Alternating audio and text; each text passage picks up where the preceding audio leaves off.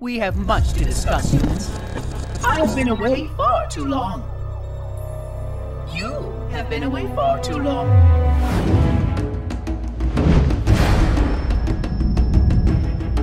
What we wanted to do with the terminals and anniversary is evolve them a little bit. But we also wanted to add some fiction, because that was the only thing that we weren't really touching. They've been done a couple times in a couple different ways so far. Animated text in Halo 3, audio file with slideshow presentations as they were done in ODST. We wanted to make sure that we could do them in a unique way, and so we worked with the Sequence group to do more than just a motion comic. Really, it's more like an animated short. Warning!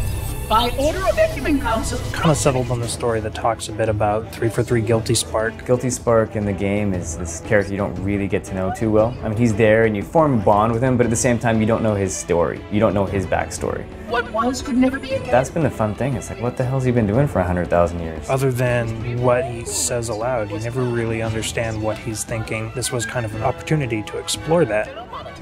We just did the voiceover with Guilty Spark with Tim Dodabo. At one point in the session, he just said that he thought these scripts were really cool because he was able to learn some things about Guilty Spark, about him, that he had never known before in all of his time with all the games before. And that to me was a pretty good sign that we're putting together some interesting new stories, that we're adding some cool new dimensions to the universe. It also runs parallel to the original event, so it doesn't change them in any way, but it will help you to have greater context and a greater understanding, and hopefully a greater appreciation of why you're in this place and what you're doing. We try to make them fit very naturally within the existing spaces rather than create new out-of-the-way spaces for terminals to exist. Even if you're not familiar with Halo, and perhaps especially if you're not familiar with Halo, this will give you some insight into the history of our universe and some of the characters that are involved in it.